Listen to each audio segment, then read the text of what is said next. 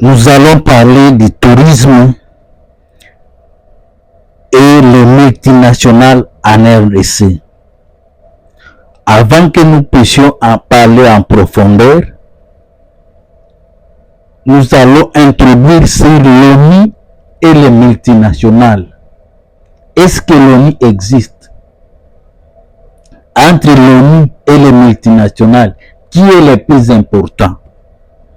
Parce que souvent, la population de la République démocratique du Congo dit que les multinationales utilisent les gens entre nous pour qu'elles puissent prendre nos matières premières à bas prix. Pourquoi les multinationales ne travaillent pas avec nous directement? L'ONU est en République démocratique du Congo, ça fait maintenant plus de 30 ans. Qu'est-ce qu'eux aussi gagnent en République démocratique du Congo? Comment ils se retrouvent en République démocratique du Congo? Parce que nous avons l'institution qui est chargée du tourisme en République démocratique du Congo.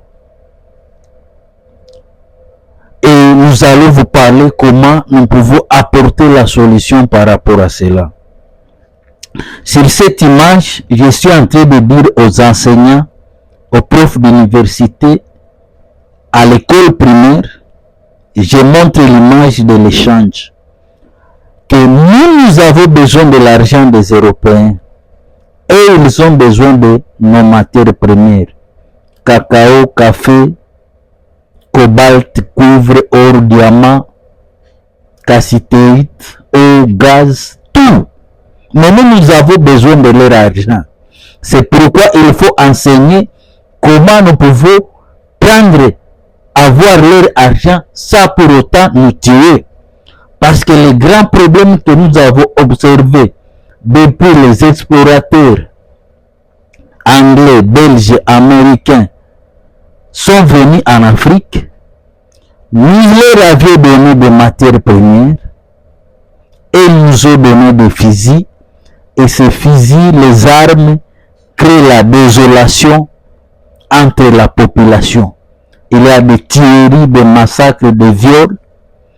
Et on donne une partie de l'argent à des élites, alors que la population vit dans la pauvreté.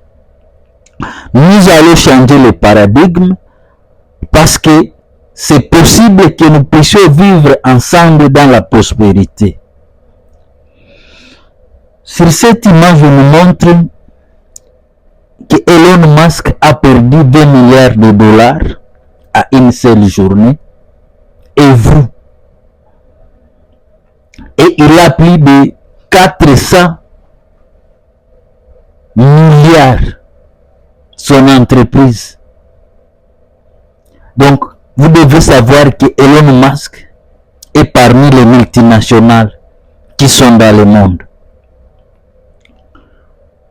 Donc, il a le pouvoir parce que souvent, vous devez savoir que ceux qui ont de l'argent, s'il n'a pas la vie favorable, il risque de s'opposer. Elon Musk, à lui seul, il a l'argent qui va au-delà du budget de la République démocratique du Congo. Alors que nous disons que nous avons la matière première, l'or, le diamant, mais notre budget n'arrive pas à dépasser 20 milliards. Mais une seule personne perd 20 milliards par jour. Les gens ne comprennent pas l'ONU, c'est quoi. C'est pourquoi nous allons aussi expliquer qu'est-ce que l'ONU et comment l'ONU fonctionne, comment l'ONU peut travailler en notre faveur pour que le tourisme prospère en République démocratique du Congo. Je vous ai montré la carte pendant 2 mois, comment le monde, le système nous conçoit dans leur tête. Et vous devez savoir que l'ONU, ce n'est pas un pays, mais c'est une organisation qui peut influencer les décisions d'un pays. je vous montre l'image du monde. Beaucoup de gens viennent en RDC et ils sortent étant riches, mais la population reste pauvre. C'est possible qu'ils puissent venir nous aider et que nous puissions être aussi riches et eux aussi riches. C'est possible. C'est pourquoi nous allons parler de multinationales et le tourisme en République démocratique du Congo. Nous sommes en train de dire que la population se lamente. Pourquoi, malgré les potentiels touristiques que nous avons, la population vit dans la pauvreté? Alors pourquoi nous allons parler de multinationales? Si vous comprenez très bien, les multinationales peuvent travailler en notre faveur et que nous puissions vivre dans la prospérité, l'amour et l'égalité. Les Nations Unies peuvent travailler en notre faveur et que nous puissions vivre dans l'amour, la prospérité et l'égalité. Nous ne devons pas les voir comme nos ennemis, mais non comme nos partenaires. Mais nous avons notre responsabilité, nous, en tant que Congolais. Si vous avez vu la carte de la République démocratique du Congo, je vous montre les zones frontalières, les douanes, là où il y a des entrées et des sorties. Et c'est très important que vous puissiez connaître cela. J'ai répertorié qu'il y a plus de 50 postes frontaliers reconnus mondialement, même si nous savons qu'il y a plus de 300 pagnarodes à la frontière entre la République démocratique du Congo et l'Ouganda, parce que nous allons parler aussi qu'est-ce que les pagnarodes.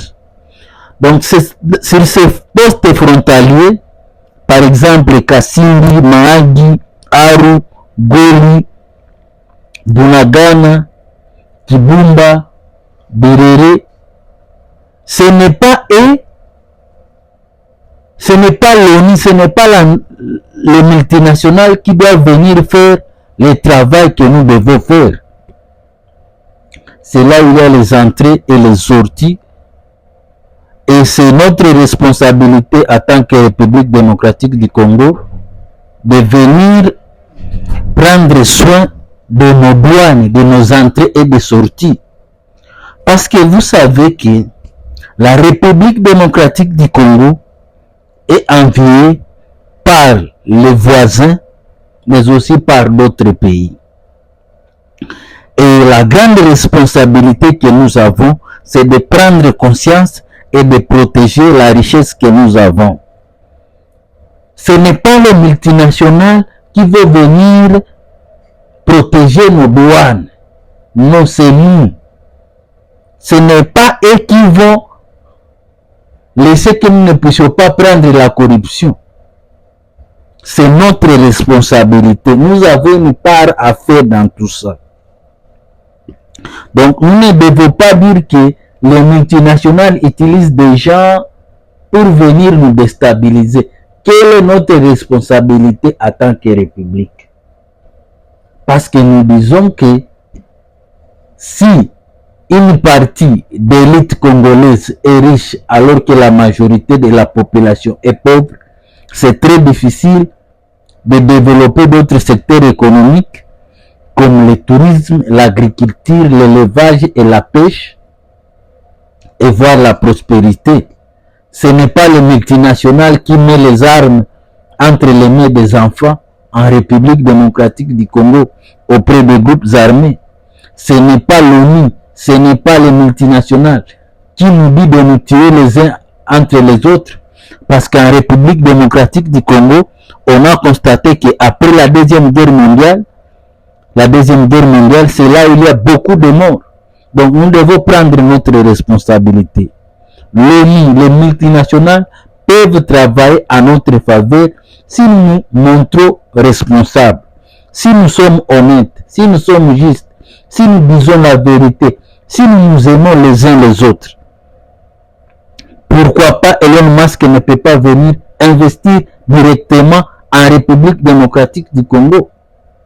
Parce que nous parlons de sociétés écrans, de sociétés fictives au lieu qu'on puisse mettre en République démocratique du Congo des sociétés fictives